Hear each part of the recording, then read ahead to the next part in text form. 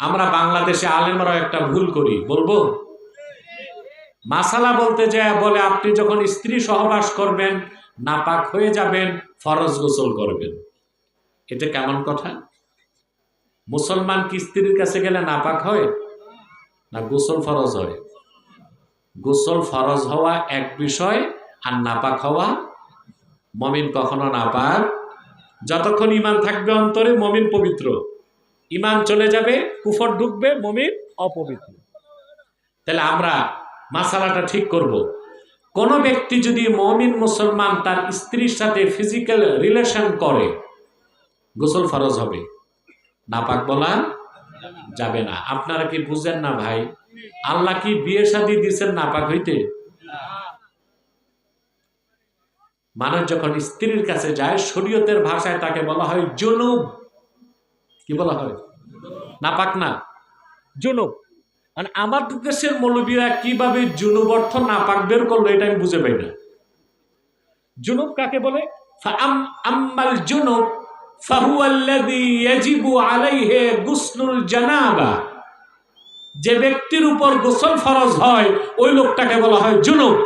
মুমিন তার স্ত্রীর কাছে এক রাতে 70 বার গেলেও সে নাপাক হবে না, গোসল ফরজ হবে।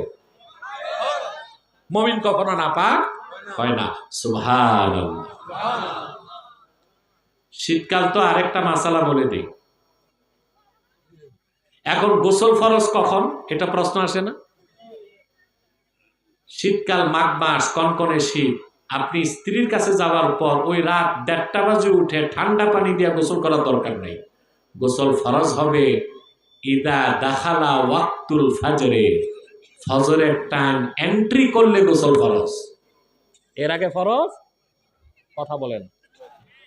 আরে বাবা, তোমাদের জীবনের সাথে ক্লোজলি রিলেটেড একটা মাসালা, আর মাসালার ক্ষেত্রে তো লজ্জা পাওয়া যায় না। এখন যদি মাঘ মাসে উঠে ফরজ গোসল করেন রাত 1:30টায়, 7 দিন ভয় থেকে স্ত্রীর কাছে যাবেন? কথা বলেন। আপনি যদি স্ত্রীর কাছে যান, গোসল ফরজ, ঠিক না? বীর্যপাত হলে গোসল ফরজ। কখন ফরজ? ইদা দাখালা ওয়াক্তুল ফাজরে, ফজরের টাইম এন্ট্রি করার পর নামাজ পড়তে হবে, গোসল ফরজ। সুবহানাল্লাহ। সহজ হয়ে গেল না? খুবই সহজ না? তবে আদাব হচ্ছে পারলে সাথে সাথে গোসল করে নেওয়া।